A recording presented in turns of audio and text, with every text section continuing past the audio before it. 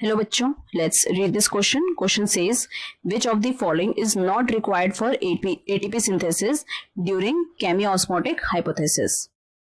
Through chemiosmotic hypothesis, permeable membrane, proton pump, proton impermeable membrane, ATPase या फिर ATP synthase. तो पहले हम इसका की कॉन्सेप्ट देखेंगे. की कॉन्सेप्ट इज केमियोस्मोटिक हाइपोथेसिस.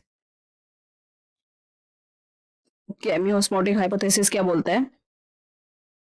ये बोलता है कि भाई जो फोटोसिंथेसिस के टाइम पे एटीपी सिंथेसिस कैसे होती है, किस प्रकार होती है, केमियोस्मोटिक हाइपोथेसिस हमें ये बताता है. ठीक है, अब ये समझने के लिए हमें थोड़ा बहुत स्ट्रक्चर के बारे में जानकारी होनी चाहिए. जैसे हमारा क्या है, ये हमारा क्लोरोप्लास्ट है और ये है हमारा स्ट्रोमा जहां पर डार्क रिएक्शन होती है. और ये क्या है हमारा, दिस इज ग्रेनम. और ग्रेनम किसका बना है? बहुत सारे थाइलाकॉइड का. थाइलाकॉइड. और ये क्या है? This is stromal lamellae. तो अगर हम थाइलाकॉइड स्ट्रक्चर को बड़ा करके देखें तो ये कैसे दिखेगा? This is thylakoid. और ये क्या है? हमारी थाइलाकॉइड मेम्ब्रेन है. थाइलाकॉइड मेम्ब्रेन है और ये अंदर है थाइलाकॉइड ल्यूमेन है. ये ल्यूमेन. और ये है हमारा स्ट्रोमा.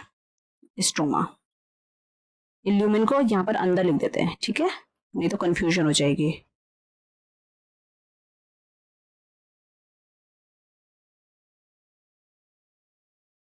ल्यूमेन. अब क्या होता है कि यहाँ पर हमारा फोटोसिस्टम 2 होता है. फोटोसिस्टम 2 में क्या होगा? हमारा क्लोरोफिल ए का मॉलिक्यूल होगा. अब क्लोरोफिल ए का मॉलिक्यूल है तो वो लाइट को एब्जॉर्ब करेगा. जब लाइट को एब्जॉर्ब करेगा तो एक्साइटेड स्टेट में जाएगा. एक्साइटेड स्टेट में जाने के बाद ये अपना जो इलेक्ट्रॉन है वो एक इलेक्ट्रॉन एक्सेप्टर को दे देगा. इलेक्ट्रॉन एक्सेप्टर को देने के बाद ये वापस ग्राउंड स्टेट में आएगा. ग्राउंड स्टेट में आने के बाद इसको जो इलेक्ट्रॉन की कमी हो जाती है, वो इलेक्ट्रॉन की कमी कौन पूरा करता है? जब यहाँ पर वाटर का जो होगा ऑक्सीडेशन होगा. वाटर का ऑक्सीडेशन होगा तो हमें यहाँ पर 2 प्रोटॉन मिल जाएंगे, 2 इलेक्ट्रॉन मिल गए और ऑक्सीजन मिल गया. ठीक है, अब यहाँ पर इलेक्ट्रॉन इसको मिल गए. अब क्या होता है कि जो ये इलेक्ट्रॉन एक्सेप्टर के पास अब इलेक्ट्रॉन आया है तो इलेक्ट्रॉन ट्रांसफर होता रहेगा. कितना? 2 इलेक्ट्रॉन जो है ट्रांसफर होते रहेंगे. अब ये इलेक्ट्रॉन एक्सेप्टर से कहाँ गया? आ गया यहाँ पर हमारा फाइलोक्विनोन. अब ये जो फाइलोक्विनोन है इसको रिड्यूस होना है, तो रिड्यूस होने के लिए इसको 2 इलेक्ट्रॉन और 2 प्रोटॉन की रिक्वायरमेंट है. 2 इलेक्ट्रॉन इसको यहाँ से मिल गए, 2 प्रोटॉन इसको कहाँ से मिलेंगे? स्ट्रोमा से. अब स्ट्रोमा से इधर मेम्ब्रेन में जो इलेक्ट्रॉन ऐसे तो नहीं, प्रोटॉन ऐसे तो नहीं हो पाएंगे. यहाँ पर एक पंप प्रेजेंट होगा. पंप की क्या खासियत होती है कि ये लो कंसेंट्रेशन से हाई कंसेंट्रेशन में मूव कर सकता है, मूव करा सकता है. ठीक है, तो यहाँ पर ये मूव करा देगा किसको? प्रोटॉन को. ठीक है, 2 प्रोटॉन उसको यहाँ से मिल गए और इसने किसको दे दिया? फाइलोक्विनोन. अब ये फाइलोक्विनोन क्या है? रिड्यूस हो जाएगा.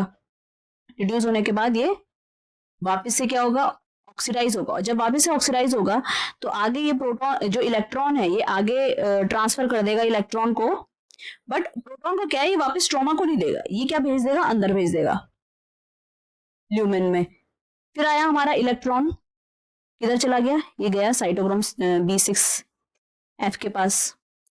फिर यहां से जो इलेक्ट्रॉन है कहाँ गया? हमारे प्लास्टोसाइनिन में. फिर प्लास्टोसाइनिन से कहाँ आया? ये आया हमारा फोटोसिस्टम 1 में. फोटोसिस्टम 1 में भी फिर वही कहानी है. यहाँ पर chlorophyll A light milli, excited state में गया. फिर इसने अपना इलेक्ट्रॉन किसको दे दिया? यहाँ पर दे दिया इसने पैराडॉक्सिन को. दिया. पैराडॉक्सिन ने अब क्या है यहाँ पर? पैराडॉक्सिन NADP रिडक्टेज है.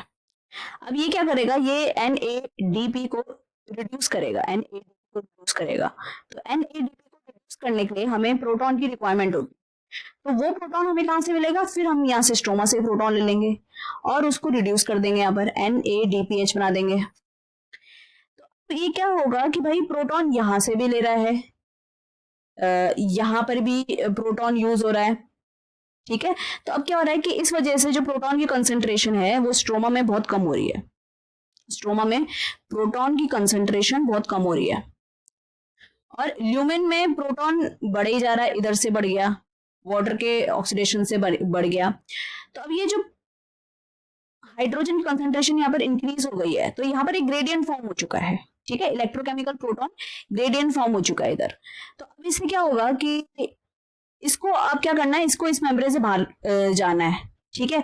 तो अब ये कैसे जाएगा बाहर, इधर से तो जा नहीं पाएगा क्योंकि ये जो मेम्ब्रेन है वो परमेबल तो है नहीं। अगर ये परमेबल होती तो ग्रेडियंट यहाँ फॉर्म ही नहीं कर पाता कभी। अगर ये परमेबल होती तो इसका क्या होता भाई कि ये तो फटाफट से मूव कर जाती। तो यहाँ पर क्या है, अब ग्रेडियंट बन चुका है, तो अब ये रास्ता ढूंढेगी, रास्ता इसको मिलता है इधर से F0 और F1, ये हमारा एटीपी सिंथेज है। तो यहाँ से प्रोटॉन जो है यहाँ मूव करेंगे, स्ट्रोमा में आएंगे, और जब वो स्ट्रोमा में आ रहे होंगे तो हाई से जब लो मूवमेंट होती है तो एनर्जी रिलीज होती है, वो एनर्जी यहाँ पर एटीपी यूज कर लेगा और बना देगा यहाँ पर एटीपी। तो ऐसे हमारा एटीपी का सिंथेसिस होता है। तो क्वेश्चन में हमसे क्या पूछा गया है कि not required for ATP synthesis, not required for ATP synthesis. एक तो परमेबल मेम्ब्रेन, तो रिक्वायरमेंट तो नहीं है, रिक्वायरमेंट होती, अगर परमेबल मेम्ब्रेन होती तो वहां पर कभी ग्रेडियंट ही फॉर्म नहीं होता, ग्रेडियंट ही कभी फॉर्म नहीं होता, नो ग्रेडियंट। और नो, अगर ग्रेडियंट फॉर्म नहीं होता तो नो एटीपी। तो ये तो बिल्कुल सही ऑप्शन है, इसकी हमें रिक्वायरमेंट नहीं है।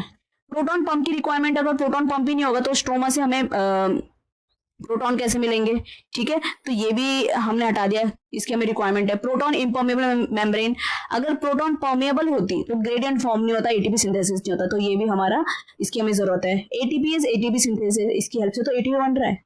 तो इसका करेक्ट आंसर क्या हो गया, option A. So I hope you understood it well. All the best.